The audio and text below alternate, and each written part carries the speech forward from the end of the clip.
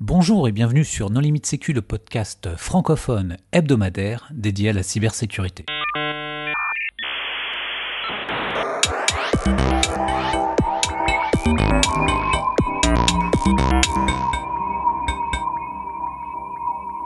Alors quand on parle de souveraineté numérique, on pense immédiatement aux données et où elles sont stockées. Mais est-ce qu'il n'y a pas des choses qui sont au moins aussi importantes et dont on parle beaucoup moins ? C'est ce que nous allons évoquer aujourd'hui avec Stéphane Bortsmeyer. Bonjour Stéphane. Bonjour. Pour discuter avec lui, les contributrices et les contributeurs No Limite Sécu sont Jamila Boutmer. Bonjour. Hervé Schauer. Bonjour. Nicolas Ruff. Bonjour. Marc-Frédéric Gomez. Bonjour. Et Marc-Antoine Ledieu. Bonjour. Alors Stéphane, en préambule, est-ce que tu voudrais bien te présenter ? Je m'appelle Stéphane Bortsmeyer, je travaille à l'AFNIC, qui est le registre des noms de domaine en .fr, où je m'occupe de formation, de veille technologique, de normalisation technique et quelques autres sujets. Et j'écoute No Limite Sécu. Merci Stéphane. Marc-Antoine, quand on parle de souveraineté numérique, en général, on fait référence à quoi ? Alors, en ma qualité de juriste, je vais chercher dans les textes légaux, les directives européennes, il y a juste zéro. Okay, donc, quand je trouve rien dans la loi française, il y a zéro. Okay, donc, candidat suivant. À ce moment-là, je vais chercher dans un dictionnaire. Et dans un dictionnaire, j'ai pris un peu au hasard le Larousse pour le citer. Et quand on cherche souveraineté, on trouve des définitions qui veulent rien dire. Par contre, on trouve des synonymes qui sont intéressants. Ce sont autonomie et indépendance. Et entre les deux, moi, juridiquement, je ne sais pas quoi en faire. Oui, non, mais pour détailler ce que dit Marc-Antoine, c'est simplement la capacité à ne pas se voir imposer la volonté des autres. La souveraineté, c'est le fait d'être souverain chez soi. Donc, oui, indépendance et autonomie sont des synonymes intéressants. Mais souveraineté, ça n'a pas d'autre équivalent. Voilà, c'est la souveraineté. Je décide chez moi. Et personne ne peut me faire décider autrement. Jamila, tu voulais réagir ? Après, ce serait peut-être bien de qualifier la souveraineté. Est-ce qu'on parle de souveraineté nationale ? Est-ce qu'on parle de souveraineté territoriale ? Voilà, il faut voir aussi le champ d'application. Ah oui, c'est une très bonne question. De quoi parle-t-on ? Oui, quand Hervé disait souveraineté chez soi, c'est ça justement le problème, c'est comment on définit chez soi. C'est sûr que dans c'est le pays. Alors justement, ça ne va pas de soi. Ça ne va pas de soi parce que ça suppose que tous les habitants du pays ont les mêmes intérêts, les mêmes opinions, sont d'accord entre eux et d'accord avec leur gouvernement. Ce qui met la barre assez haut. Oui. Souvent les hommes politiques, quand ils parlent de souveraineté, ils parlent de leur souveraineté, enfin de leur pouvoir de décision à eux, pas de celui du citoyen de base. Et donc, c'est un gros problème déjà que j'ai avec tous les discours. On répète le mot souveraineté en boucle. C'est est-ce qu'il s'agit de la souveraineté du gouvernement sur le pays dont il est le gouvernement ou de la souveraineté des citoyens de ce pays ? Et puis, il ne faut pas quand même oublier qu'on est en Europe. Aujourd'hui, parler de souveraineté nationale, c'est quand même un petit peu has-been. Oui, non, mais on est tous d'accord, ça peut être la souveraineté à l'échelle européenne. Ah, je vois une réaction... Dès qu'on va être en défense nationale, en sécurité intérieure, et Dieu sait que ça touche le numérique, là, on est vraiment sur la notion d'État souverain au sens 19e siècle. C'est une exception comme une autre, mais ça dépend de quoi on parle. Alors, au 19e siècle, il n'y avait pas encore d'informatique, et là, on va faire un focus sur les aspects numériques. Alors, Stéphane, quelle relation entre souveraineté et infrastructure ? Moi, quand on parle de souveraineté dans le domaine du numérique, je cite toujours l'exemple de on peut demander aux gens pourquoi ils font telle ou telle chose ou pourquoi ils ne font pas telle ou telle chose. Par exemple, quand vous dites aux gens mais tel réseau social, il est pas bien, il est néfaste et horrible, pourquoi tu t'en vas pas ? Et il y a souvent des réponses du genre mais il n'y a pas le choix, il y en a pas d'autres, ou tous mes copains y sont. Donc ça, c'est sans s'en rendre compte, la personne qui a dit ça a déjà donné une définition de la souveraineté et expliqué qu'elle n'était pas, cette personne, en situation de souveraineté puisque elle n'avait pas le choix. Alors maintenant, pour revenir à l'infrastructure, le rôle de l'infrastructure est compliqué parce que c'est pas binaire. Si vous essayez de publier certains types de vidéos sur YouTube, vous allez vous faire censurer parce que c'est complètement interdit, et d'autres vont passer. Le rôle de l'infrastructure, donc dans ce cas-là, le rôle de YouTube est clair, net, évident. Pour l'infrastructure, c'est moins évident. On a l'impression que, par exemple, une fibre optique, elle va être neutre au sens où elle va pas exercer un pouvoir particulier sur ce qu'on fait, et donc que c'est pas très important qu'on passe par une fibre optique de Google ou d'Orange. Et ce raisonnement, j'ai dit, on pourrait penser que. Je ne pense pas ça, hein. Parce que t'as quand même une fibre, quand c'est faite par une entreprise américaine, il n'y a pas que Google, mais une entreprise américaine, t'as quand même le Patriot Act qui permet à n'importe quelle autorité américaine de se connecter dessus, de faire ce qu'elle veut, sans même demander l'avis aux fournisseurs. J'ai tendance à considérer que c'est pas le plus gros problème, parce que c'est un problème, hein, bien sûr, c'est pas satisfaisant et personne n'a envie d'être écouté. Mais d'une part, les fibres optiques, c'est pas le meilleur moyen pour écouter, parce que c'est un trafic non structuré, c'est des tas de bits qui passent, de tas de protocoles différents. S'il était la NSA, je pense que je trouverais plus pratique d'écouter directement sur Gmail que sur la fibre optique. Ça veut pas dire qu'ils le font pas, d'écouter sur les fibres optiques, mais simplement pour celui qui écoute, c'est moins satisfaisant. D'où cette impression partiellement vraie et partiellement fausse que le contrôle de la fibre est un peu moins crucial que celui, par exemple, des plateformes de traitement du courrier, des vidéos, des choses comme ça. Mais ce qu'il faut pas oublier aussi, c'est que entre l'infrastructure physique, en gros les câbles, et les services YouTube, TikTok, etc., vous avez toute une infrastructure logicielle qui souvent n'est pas perçue comme étant de l'infrastructure, parce que quand on dit infrastructure, on pense souvent uniquement du physique, des trucs qu'on peut toucher. Mais il y a aussi une infrastructure dans tous les logiciels qu'il y a entre le câble et les services. Et c'est là qu'on peut citer les noms de domaine, le routage, les autres services de ce genre-là qui sont sur lesquels s'appuient les services que voit l'utilisateur. Donc entre les câbles qui sont visibles parce qu'ils sont physiques, on peut les toucher, tout le monde a l'impression de comprendre, et les services visibles par tout le monde parce qu'on les voit sur son écran, il y a toute une infrastructure logicielle qui est importante pour Internet et dont le contrôle, à mon avis, a plus d'importance que celui des câbles sous-marins. Alors justement, tu parlais de nom de domaine. Pourquoi est-ce que cette brique est fondamentale ? Cette brique est fondamentale parce que quasiment toute activité sur Internet passe par un nom de domaine. Alors vu qu'il y a un auditoire de qualité ici, on peut tenter un petit quiz. Qu'est-ce que vous connaissez comme service sur Internet qui ne dépendent pas du tout du DNS ?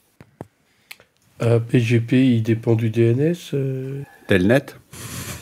Telnet. Parce que tu utilises des adresses IP, toi, pour faire Telnet.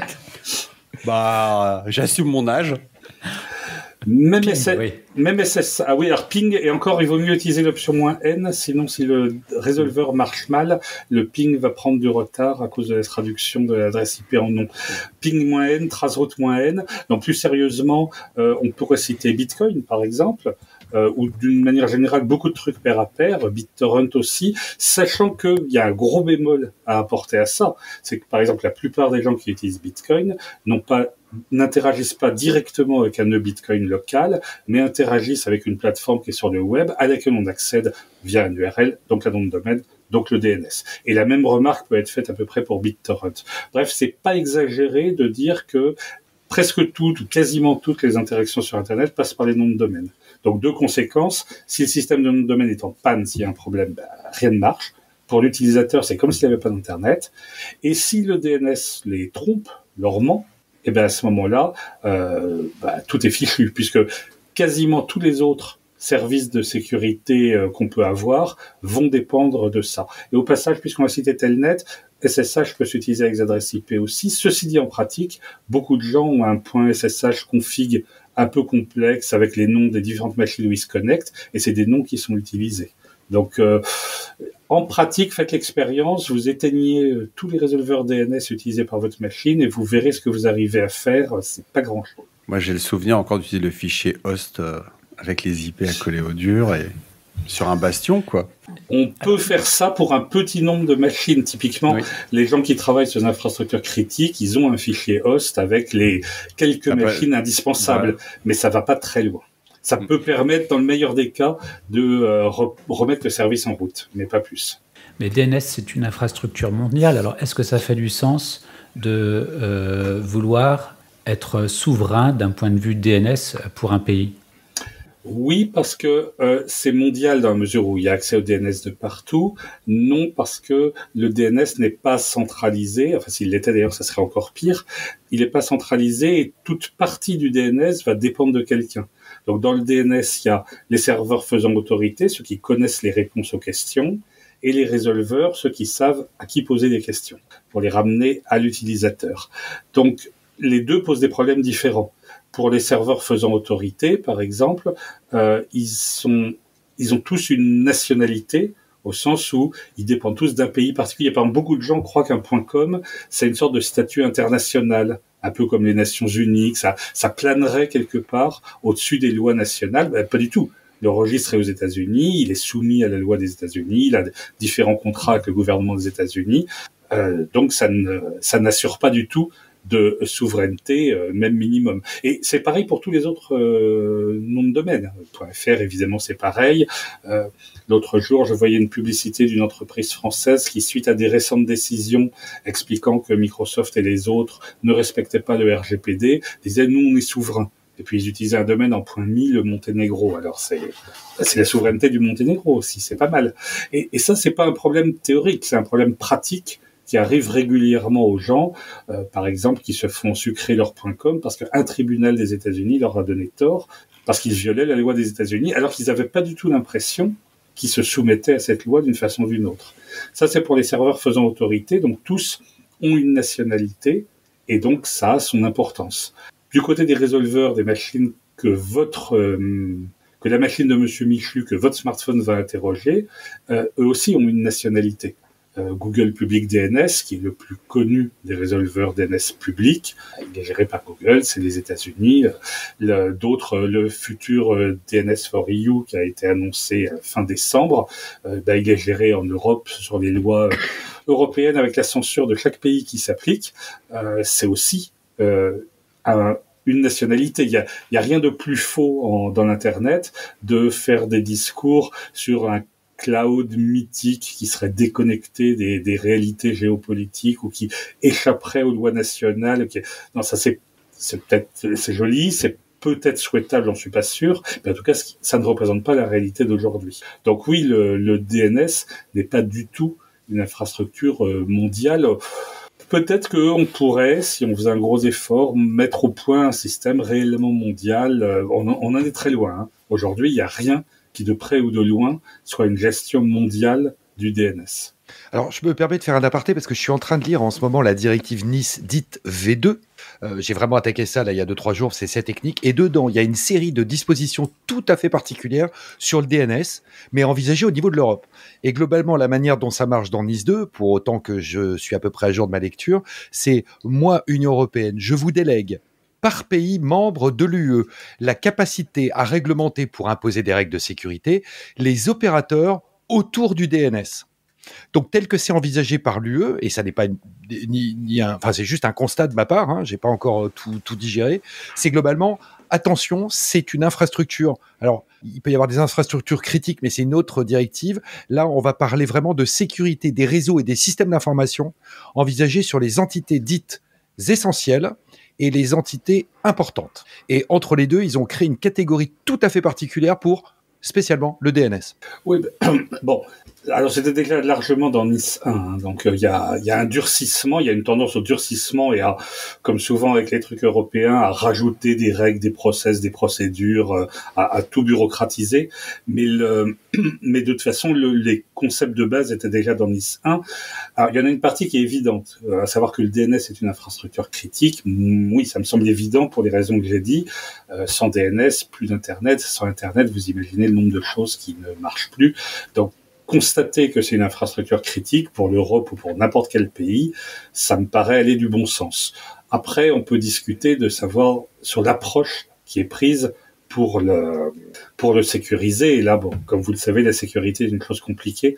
Donc, on va pas couvrir tous les aspects, mais l'aspect critique et donc la nécessité de prendre des mesures pour que cette infrastructure critique fonctionne, celle-là, je crois qu'elle est consensuelle. Alors, j'ai fait mon telnet sur une machine. J'ai obtenu l'adresse IP correspondante grâce à l'infrastructure DNS. Maintenant, il faut accéder à cette machine. Alors, quid du routage? C'est un peu le même problème en moins visible, parce que le côté critique du DNS aussi pour la souveraineté est connu, et il y a eu d'innombrables colloques, rencontres diplomatiques autour de la gestion du DNS. Beaucoup de réunions, beaucoup de petits fours consommés, beaucoup d'articles dans les médias. Donc le côté politique du DNS, enfin, géopolitique du DNS, c'est bien connu, c'est même à la limite un cliché maintenant. C'est moins le cas pour le routage, ce qui est un petit peu dommage, effectivement.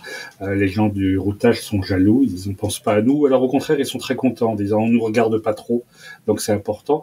Bon ben là aussi, les paquets IP ne se déplacent pas dans un cloud immatériel. Ils passent effectivement par des câbles physiques, des routeurs qui sont tous gérés par une entreprise d'un pays donné. Les routeurs ne sont pas neutres, enfin, ils assurent pas un service. Il n'y a pas de service public mondial. Un routeur de Orange, il travaille pour Orange. Un routeur de Google, il travaille pour Google. Et toutes ces entreprises ont un pays d'attache ou des lois auxquelles elles sont soumises, et donc les suivent. Donc ça entraîne effectivement tout un tas de problèmes, d'autant plus que le routage est très inégalement réparti. Il y a des pays qui ont à peu près l'intégralité de leur trafic interne qui reste interne. C'est le cas des États-Unis, bien sûr, mais c'est aussi le cas de la plupart des pays européens. Enfin, du moins, si on envisage l'Europe, au niveau de toute l'Union européenne, ça colle à peu près. Et il y a d'autres pays où c'est pas le cas du tout. Notamment en Afrique ou en Amérique latine. La règle n'est pas que le trafic local reste local. La règle est au contraire que le trafic entre opérateurs sorte du pays et que l'interconnexion se fasse par Paris, par Londres, par Miami, par Los Angeles. Donc là, on voit tout de suite les conséquences que ça a pour la souveraineté. C'est pas vraiment la faute de BGP, c'est la faute du fait que il n'y a pas de connexion physique déjà directe, et quand il y en a, elles ne sont pas toujours connectées. BGP n'est pas automatique. BGP, c'est du routage politique, au sens où ce qu'on demande à BGP, c'est d'appliquer les décisions qu'ont prises les opérateurs. Donc, y compris si on a une liaison physique, on peut décider de ne pas faire du BGP avec le type qui est en face. Ou on peut décider de ne le faire que pour une partie des adresses IP utilisées. Les décisions sont prises sur une base déjà commerciale. Par exemple, les gros n'aiment pas échanger du trafic gratuitement avec les petits. Ils voudraient les faire payer. Des bêtes décisions business comme ça. Ça peut être aussi un peu plus géopolitique. Par exemple, des pays voisins, souvent, n'échangent pas de trafic parce que les relations politiques sont trop mauvaises, et ils préfèrent, c'est le cas en Afrique du Nord par exemple, où le trafic entre les pays du Maghreb passe quasiment toujours par des pays étrangers, parce que politiquement il y a trop de difficultés à faire des connexions directes entre ces pays, et c'est toutes ces raisons-là qui font que le trafic fait ce qu'on appelle du tromboning, du nom des attaches trombones, c'est-à-dire qu'il fait un gros ou d'instruments de musique, et qui fait un gros détour, le trafic. Et là, ça a des conséquences évidentes en termes de performance, en termes de capacité d'écoute. On parlait des écoutes tout à l'heure. C'est sûr que des places comme Londres ou comme Miami voient passer une grande partie d'un trafic qui n'a rien à voir avec la Grande-Bretagne ou les États-Unis, donc c'est un bon endroit pour écouter. Et aussi en termes de contrôle, c'est-à-dire si on veut appliquer de la censure, de la coupure, des choses comme ça. Donc effectivement, l'Europe de ce point de vue-là, enfin l'Union européenne est dans une situation assez favorable, parce que c'est un des rares espaces, à part les États-Unis, c'est un des rares espaces qui arrive à garder son trafic local à peu près local, mais au niveau mondial en général, c'est pas du tout le cas. Et la plupart des pays ont un problème de ce point de vue-là, qui a des tas de conséquences après encore plus gênantes.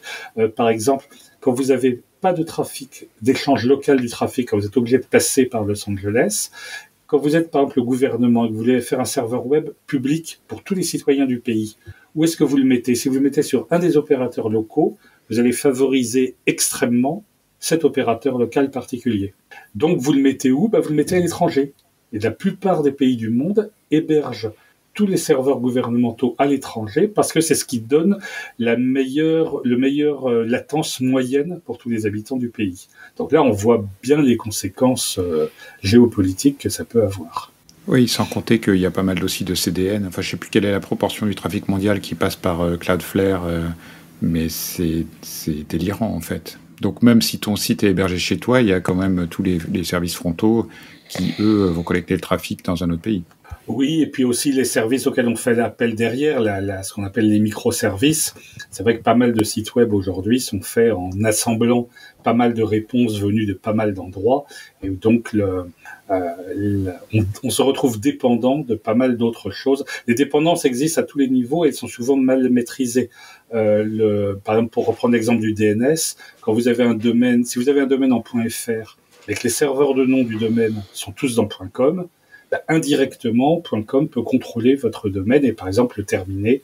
Ça arrive régulièrement, pas par volonté comment dirais-je, pas par volonté guerrière, hein, les pannes, les problèmes, les cafouillages, les décisions de justice, qui font que tout à coup des gens se rendent compte qu'ils dépendaient au premier niveau, au deuxième, au troisième, au quatrième, qui dépendaient d'autres acteurs, ce qui va clairement pas dans le sens de la souveraineté.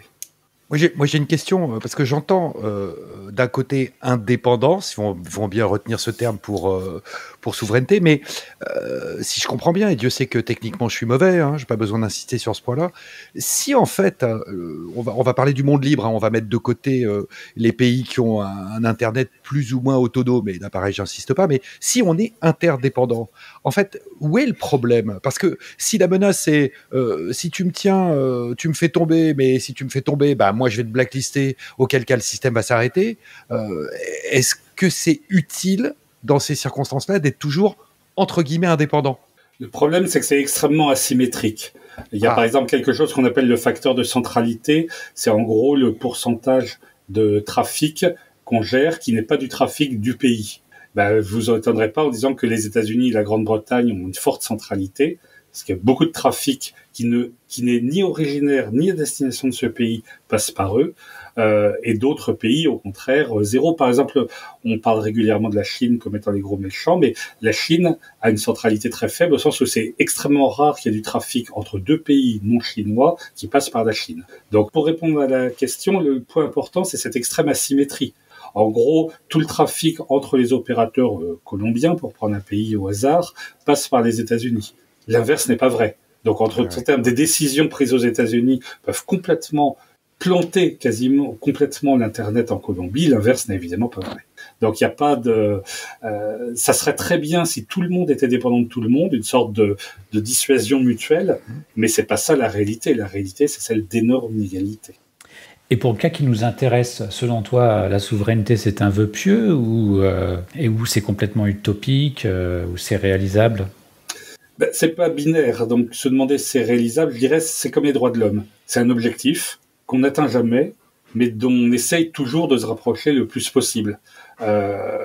Personne ne critique les principes des droits de l'homme en disant que actuellement ils sont pas réalisés, ces principes, même dans les pays les plus démocratiques du monde. Donc, mais on ne se décourage pas et on essaye de les atteindre. Donc, la souveraineté, si on pense à la souveraineté au sens du survivaliste états-unien là, qui est tout seul dans les bois avec sa bite et son couteau et qui fait absolument tout seul, ça effectivement, Stéphane, oui. Avec une partie de son corps. Nous avons des auditeurs mineurs. Pardon. Et un objet coupant. Attention, pas de problème. Donc, à ne pas utiliser seul. Si l'idéal de souveraineté, c'est cet idéal-là, donc Robinson Crusoe, pour prendre un exemple plus acceptable pour les enfants, effectivement, c'est irréaliste. Enfin, de nos jours, ça n'a pas de sens. Aucun pays ne peut le dire. Par contre, on peut aller plus loin. On peut améliorer les choses et limiter les dégâts. Là-dessus, c'est faisable avec des efforts raisonnables que font d'ailleurs les pays en question, y compris ceux qui tenaient les discours sur le fait qu'il n'y avait qu'un seul monde, il n'y avait pas besoin de souveraineté. L'exemple que je cite toujours, qui m'a toujours fait rire, c'est TikTok. Les États-Unis, avant, quand il était question de réguler leurs services à eux, Google, Facebook et compagnie, disaient toujours non, faut pas réguler, la régulation c'est le communisme, ça se termine en mangeant les petits enfants, c'est pas bien, faut pas de régulation, faut la liberté totale, chacun fait ce qu'il veut. Et puis quand TikTok est apparu et a pris une grosse part de l'attention des gens, là à Washington, on parle plus que de réguler, limiter, contrôler, on fait des scandales.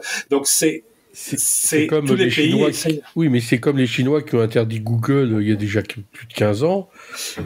Eh ben, les États-Unis veulent interdire un truc chinois. Voilà, c'est la même chose. C'était un peu mon point, c'est que justement, la lutte pour la souveraineté n'est pas inutile ou n'est pas idiote, parce que tous les pays le font, plus ou moins, avec plus ou moins de compétences, avec plus ou moins d'efficacité, et puis le rapport de force n'est pas toujours le même, mais tous les pays essayent. Ce qui est important, c'est d'essayer de manière raisonnable. Il y a quelques années, vous vous souvenez peut-être, il y avait eu une commission qui avait été créée à l'Assemblée pour étudier la possibilité de réaliser un OS souverain en France. Alors, c'était pas aller très loin, et il n'y avait pas de définition précise sur qu'est-ce que c'était qu'un OS. Est-ce que c'était juste prendre un Red Hat et changer le logo, ou est-ce que c'était autre chose de différent? Bon, si c'était développé en partant de zéro, l'équivalent de Ubuntu ou de Windows, c'était évidemment grotesque. Par contre, essayer d'améliorer un petit peu les choses, ça c'est faisable, ça c'est possible. Ou pour les processeurs, on va pas faire un concurrent de l'ARM là tout de suite comme ça. Enfin, c'est un énorme boulot. On peut par contre essayer de reprendre petit à petit le contrôle. Et un projet comme RISC-V par exemple est très important là-dessus. Pas parce qu'il est parfaitement souverain ou parfaitement français, mais parce qu'il permet de desserrer l'étreinte. La souveraineté, c'est pas binaire, c'est pas je suis complètement libre ou je suis complètement esclave. C'est j'améliore mes marges de manœuvre, je desserre l'étreinte. Et alors sur les aspects justement DNS et routage, qu'est-ce qu'il faudrait faire pour s'améliorer? Alors pour le DNS, faudrait déjà donc être conscient de cette nationalité dont j'ai parlé. Je le répète, c'est quelque chose que beaucoup de gens ignorent complètement, qui n'ont pas d'idée. Ils prennent dans un projet de présence en ligne, quand quelqu'un, une entreprise ou un particulier ou une association se lance dans un projet de présence en ligne, il réfléchit à un certain nombre de choses. Quelle couleur va être le site web, quel CMS je vais utiliser, quel va être le contenu. Même des fois, on réfléchit au contenu. Et par contre, le nom de domaine, typiquement, on y réfléchit 30 secondes. Et on prend le premier truc libre et le moins cher. Donc il n'y a pas de prise de conscience de conséquences que ça a, parce qu'une fois qu'on a choisi, c'est difficile d'en changer. On a bâti une réputation dessus, on l'a fait connaître, donc c'est difficile d'en changer. Alors qu'en général, c'est choisi comme ça très vite. Et le nombre de boîtes françaises, par exemple, qui ont un .com, qu'on leur dit, mais vous savez que ça vous rend dépendant d'une décision de justice aux États-Unis, appliquant la loi états-unienne, en général, les gens tombent des nues. Ils le découvrent quand ils ont un problème, effectivement. Et donc ça, c'est le premier point, c'est cette prise de conscience du fait que de toute façon, on n'y coupe pas, on dépend d'un pays donné. J'ai vu l'autre jour, par exemple, une boîte française dont le nom est un nom de fruit et aussi de couleur, mais dont je ne vais pas citer le nom ici, qui a un service cyberdéfense et qui faisait la pub de son service cyberdéfense avec des arguments souverainistes. Nécessité de défendre souveraineté, tout ça, sur un site web qui était un .com. Donc, c'est un détail, on va dire, mais ça illustre un travers particulièrement fréquent en France, qui est la tendance à séparer complètement les discours des décisions concrètes. Donc, on fait un beau discours souveraineté, mais quand il s'agit de prendre des décisions concrètes, quel nom de domaine je vais utiliser, c'est complètement déconnecté des discours qu'il y avait avant. Alors ça, c'est pour la partie serveur faisant autorité du DNS. Pour la partie résolveur, ça veut dire aussi effectivement avoir des résolveurs de confiance qu'on contrôle, ce qui est pas simplement, et là on revient à l'histoire de la souveraineté de qui, ça dépend. L'idéal, c'est d'avoir des résolveurs qu'on contrôle soi. Alors, pour tout un tas de raisons, ça peut être difficile, ça peut être trop de travail, ça peut être quelque chose qu'on n'a pas envie de faire. Il faut juste être bien conscient du fait que si on utilise le résolveur de son fournisseur d'accès Internet en France, il va appliquer la censure française, donc par exemple bloquer Sci-Hub, les matchs de foot et les trucs comme ça.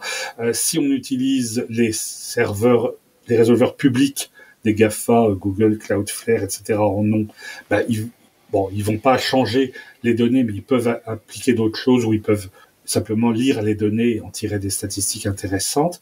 Donc c'est ce genre de choses dont il faut être conscient, et là encore, beaucoup de gens n'en sont pas conscients. Alors moi j'ai une question en 2 secondes, que je comprenne bien le discours sur la souveraineté liée au .com. Quand nos amis anglo-saxons font des noms de domaine en .uk.com, donc c'est illusoire en termes de souveraineté, vu de leur point de vue. Il faut pas du .uk.com, il faut du .co.uk, mais il reste... c'est .co.uk, Oui. ok. Attention, vous avez raison tous les deux, parce que à une époque où le .uk était très restreint, où c'était très difficile et très coûteux d'en avoir, il y a un petit malin qui avait déposé uk.com et qui le marketait, qui le vendait, qui le promouvait au Royaume-Uni, en jouant sur une ambiguïté, en espérant que les gens ne font pas trop attention. Il y a eu pareil d'ailleurs pour FR et pour d'autres endroits. Il y a toujours le jeu, comme justement la plupart des gens ne font pas attention au nom de domaine, ne font pas attention au DNS. Il y a toujours un créneau possible pour des gens à l'éthique un peu modérée qui essaient de passer ça. Donc par ailleurs, le co.uk n'est plus obligatoire maintenant. On peut s'enregistrer directement dans .uk. Je crois que c'est plus cher, mais c'est possible aussi. Donc, mais dans toute façon, ce qui est sûr, c'est qu'effectivement, dans uk.com, vous dépendez de .com et de ce qu'ils font. Et vous dépendez aussi du registre de uk.com en prime. Mais c'est d'ailleurs ça qui peut pousser certains à avoir un domaine directement accroché à la racine, un domaine de premier niveau, de manière à avoir moins de dépendance. Est-ce que c'est une bonne idée? Ça dépend de beaucoup de choses, mais Google, par exemple, a acheté le .google et le .goog pour, je pense, en bonne partie, pour supprimer un niveau de dépendance. Alors Stéphane, quid du routage? Alors, le routage, en Europe, on n'a pas grand-chose à faire, parce que l'Europe a un cas un peu particulier, qui est que le routage, les transmissions internes restent essentiellement internes. Quand je dis interne, c'est si on prend l'Union européenne. Si on prend chaque pays individuellement, ça marche moins bien. De chez moi, apparemment, pour rejoindre Google, je vais en Belgique, des choses comme ça, mais ça reste dans l'Union européenne. Ce qu'on appelle le routage Schengen, c'est-à-dire que les paquets qui viennent de Schengen ou qui y sont destinés restent dans Schengen. C'est un petit peu moins vrai depuis le Brexit, parce qu'une partie du trafic passe par Londres, mais globalement, ça reste quand même assez local. C'est assez spécifique. Donc pour l'Europe, ça colle à peu près avec les échanges, les appairages, peering, entre opérateurs européens, soit peering privé entre eux directement, soit via du peering public sur des points d'échange comme le FrancX en France, l'AMSX à Amsterdam, le DKIX à Francfort, etc. Donc ça, c'est relativement favorable comme situation. Mais vous quittez maintenant le point de vue européen. Dans beaucoup de pays du monde, le problème est très sérieux. C'est-à-dire qu'il y a beaucoup de pays du monde où les communications internes au pays passent par un pays étranger, avec les conséquences en termes de latence, de risque de panne augmenté, de perte de souveraineté par les risques d'espionnage, de coupure, de choses comme ça. Donc c'est un cas difficile dans beaucoup de pays. Il y a parmi les pays qui ont attaqué le problème de manière un peu volontariste, j'aime bien citer l'exemple de la Bolivie, qui a un point d'échange local et une loi qui oblige les opérateurs à être présents au point d'échange et à y envoyer le trafic interne. C'est un trafic externe, quand ça sort de la Bolivie, ils font ce qu'ils veulent, mais le trafic interne entre deux opérateurs boliviens doit donc forcément passer par ce point d'échange. Et ça, du point de vue souveraineté, c'est quelque chose d'important, parce que ça, c'est important du point de vue performance, et c'est important du point de vue souveraineté. Ça fournit aussi la certitude que quand on héberge un service DNS, web, IRC, peu importe, quand on héberge un service en Bolivie, tous les Boliviens y auront un accès dans des bonnes conditions. Mais c'est un cas relativement exceptionnel. La plupart des pays n'ont pas ça. Ou alors quand ils l'ont, c'est pour des mauvaises raisons. C'est pour forcer le passage, la communication extérieure par un point de contrôle unique, comme en Iran, par exemple. Et comment on y est arrivé, nous, les Européens, à avoir ce trafic, si je comprends bien, majoritairement intra-UE? C'est un coup de baguette magique ou c'est une vraie organisation technique qui a été réfléchie comme ça? C'est pas un truc top-down, c'est sûr, parce que l'Internet n'a pas été conçu comme ça. Mais il y a d'une part le fait que les relations entre les pays sont relativement bonnes, c'est-à-dire que c'est plus facile entre des pays qui sont voisins, en paix, avec des bonnes relations, qu'entre des pays qui ont des relations tendues, voire toujours limite de la guerre.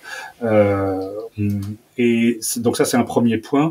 Ensuite, c'est facilité par une relative homogénéité économique. C'est plus facile de faire des accords d'échange de trafic ou de réciprocité quand les deux pays ont des PNB par habitant pas trop éloignés. Il y en a pas un qui a l'impression de payer pour l'autre. Et puis c'était aussi un effort qui venait du fait que l'Europe avait un bon réseau d'universités, de centres de recherche, qui connaissaient l'Internet, qui comprenaient comment ça fonctionnait et qui pouvaient peser pour qu'on ait ça de début. Et effectivement, ça n'a pas toujours été comme ça. Au tout début, en France, le trafic franco-français passait par les États-Unis au début de l'Internet français. Ça a nécessité effectivement un effort volontariste, mais pas un effort piloté d'en haut par l'État ou quoi que ce soit. Plutôt tout un tissu local qui avait les compétences, la sensibilité nécessaires pour faire évoluer les choses.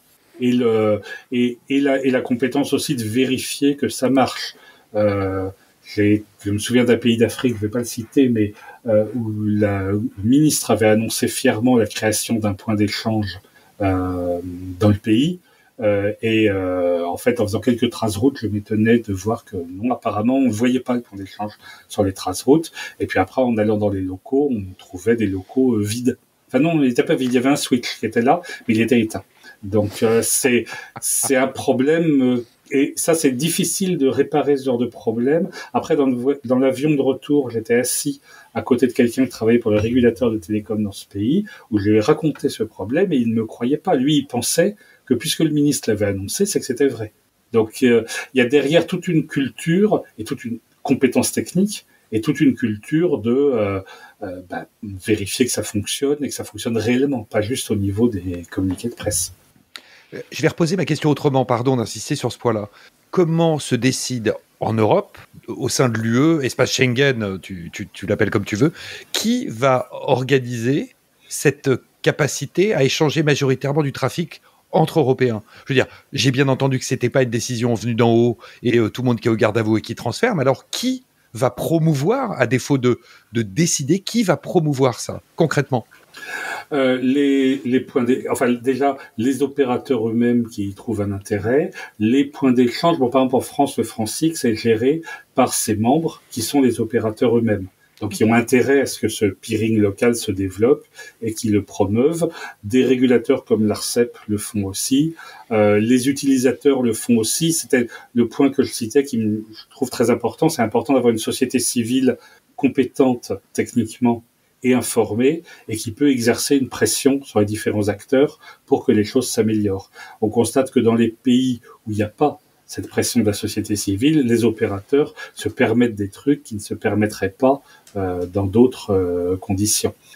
C'est une forme de vigilance démocratique qui suppose qu'il y ait pas mal de gens compétents et puis un système politique où on peut se permettre d'intervenir, de critiquer, de donner des opinions, etc. Merci Stéphane. Est-ce que tu voudrais apporter le mot de la fin ? Le mot de la fin, c'est que l'Internet, c'est important ce qu'on peut faire ou pas avec Internet, parce que toutes nos activités en dépendent. Pas seulement écouter les podcasts de nos limites sécu.